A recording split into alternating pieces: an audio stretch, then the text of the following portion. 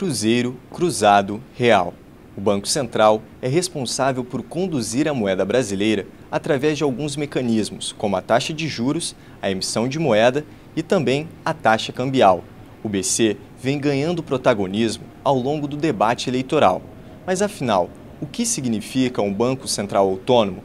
Ele deve ou não ser mais independente?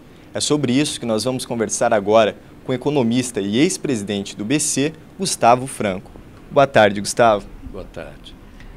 Hoje, o presidente do Banco Central ele não possui um mandato fixo, né? O que significa que ele pode ser retirado desse cargo sem uma avaliação prévia do Senado.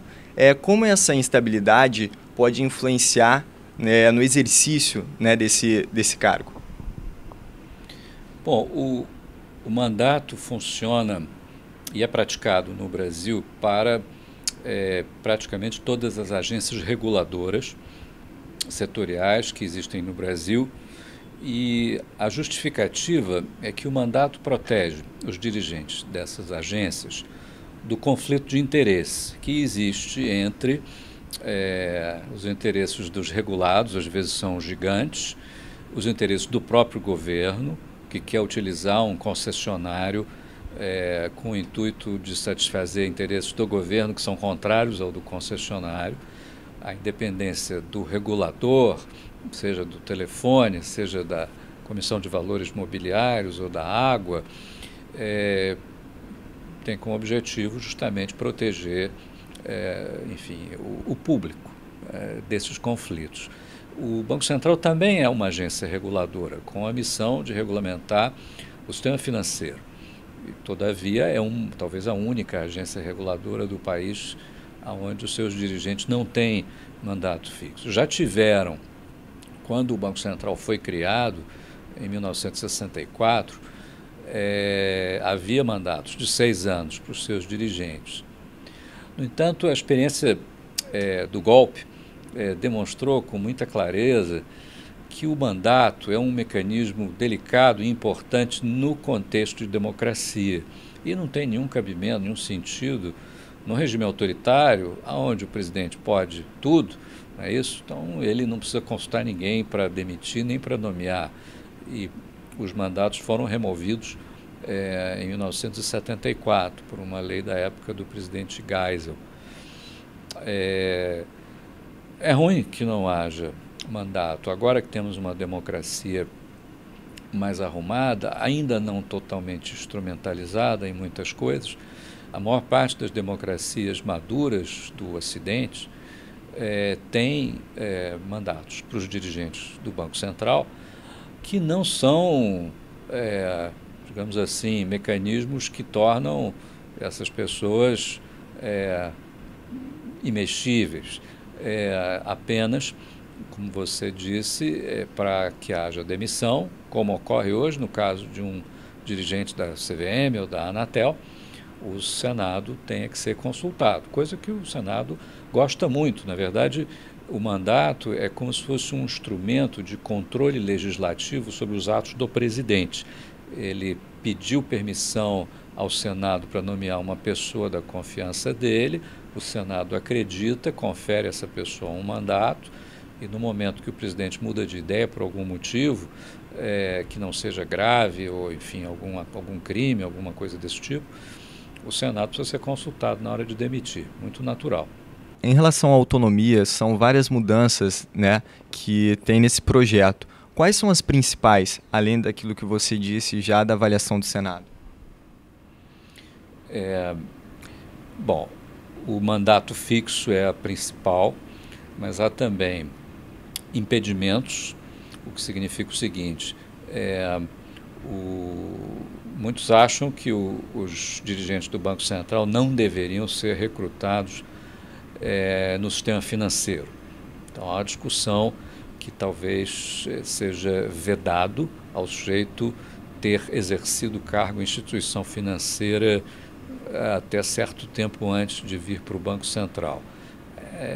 Não é todo mundo que concorda com isso. Alguns acham que, de propósito, tem que ser alguém que conheça o sistema financeiro e não ao contrário.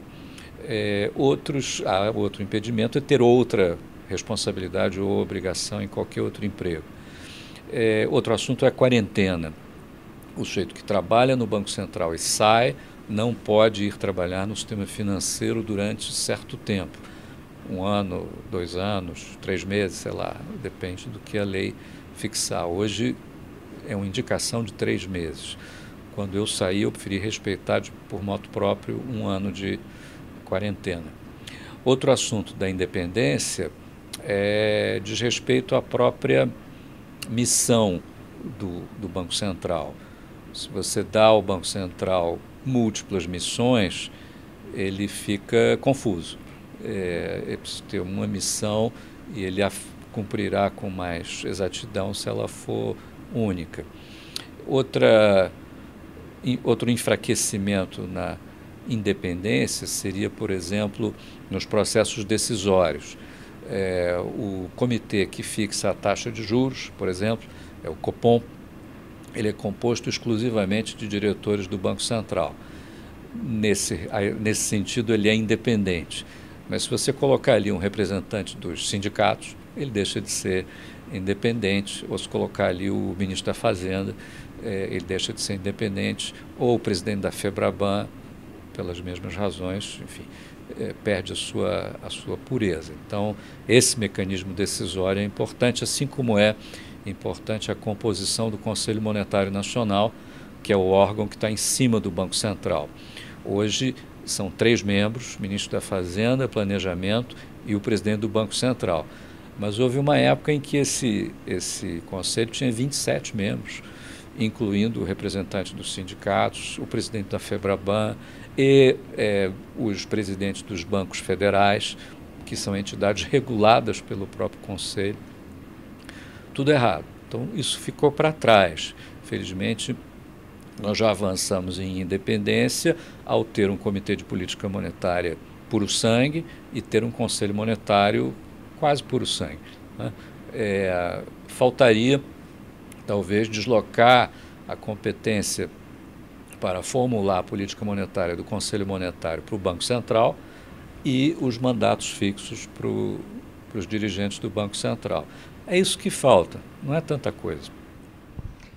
Você falou aí em relação à independência, né? Utilizam termos como autonomia operacional e esse de independência. Quais são as diferenças, né, entre esses termos? Eu acho que não tem diferença nenhuma. Cada um atribui a esses termos um sentido diferente. Parece que a autonomia é menos ofensivo, mais fraco do que independência, e operacional dá uma ideia que é menos, sei lá, é tudo mais ou menos a mesma coisa. Está se falando em fazer os dirigentes do Banco Central estarem menos vulneráveis a conflito de interesse e pressão política. É disso que se trata.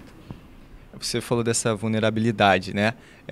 Com a autonomia, como você analisa essa autonomia? Ela vai possibilitar o fim, né, dessa pressão em relação ao presidente, ou também tira um pouco da autonomia do governo federal na economia? São 2 perguntas diferentes na sua e ambas importantes.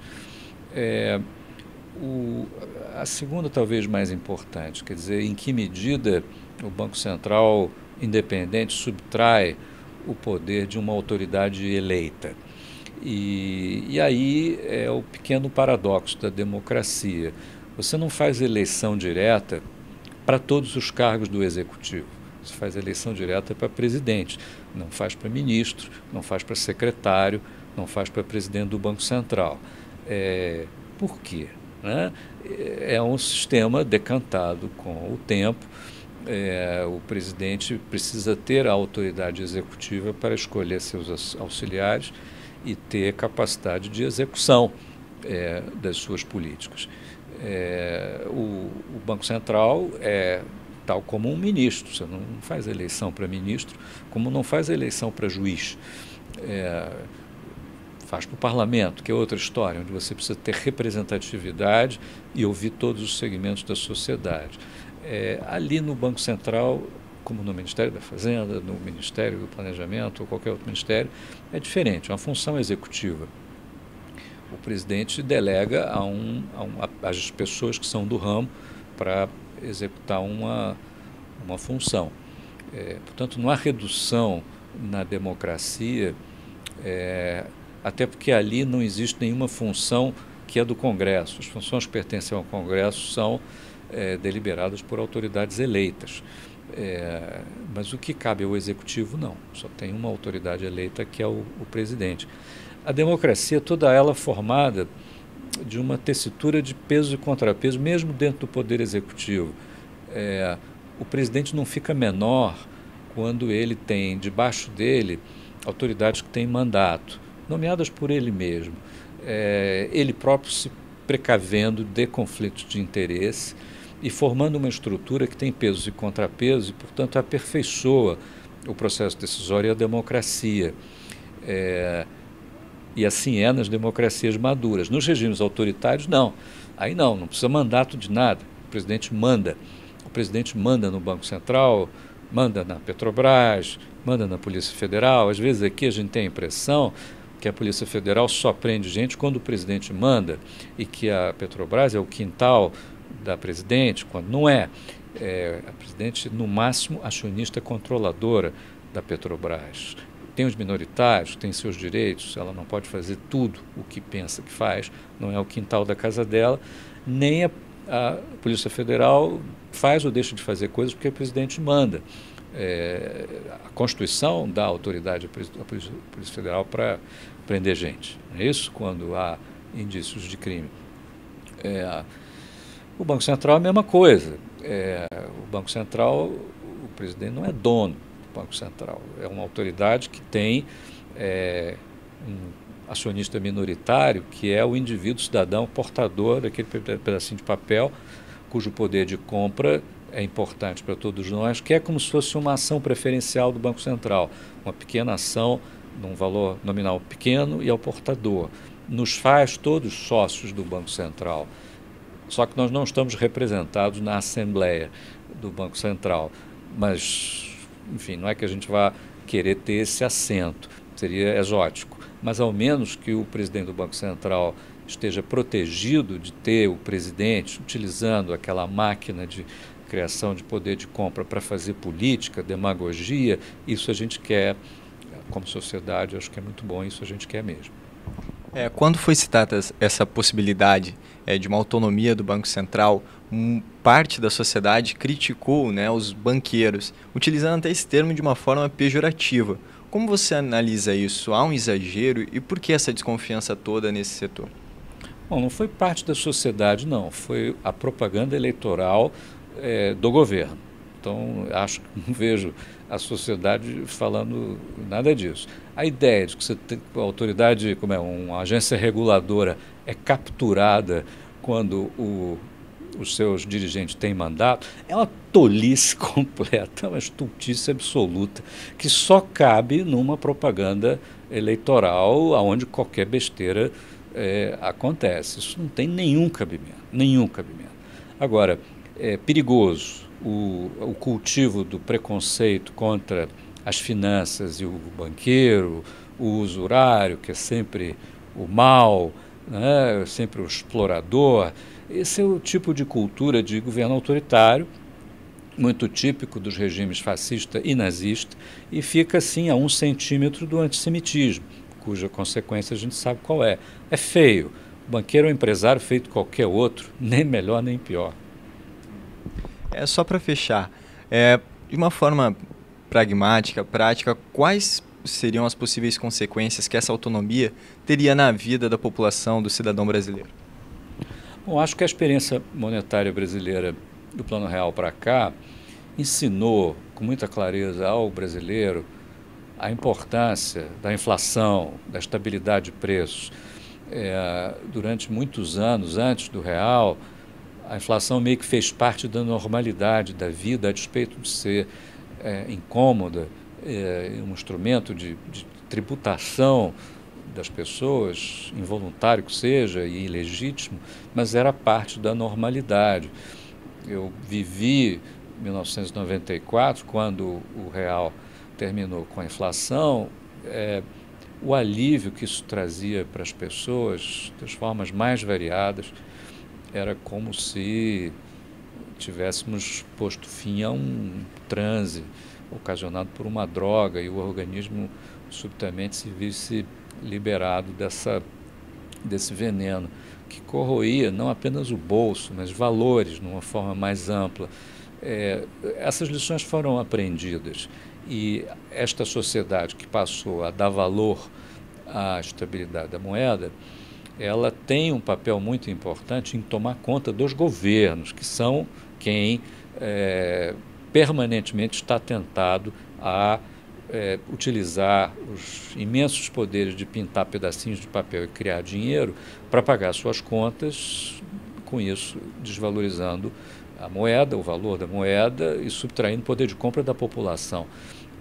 As pessoas entenderam isso e hoje em dia a opinião pública, sendo muito contrária e resistente à inflação, reage fortemente quando sente a inflação crescer, os telejornais publicam, dão muito destaque, as pessoas reagem.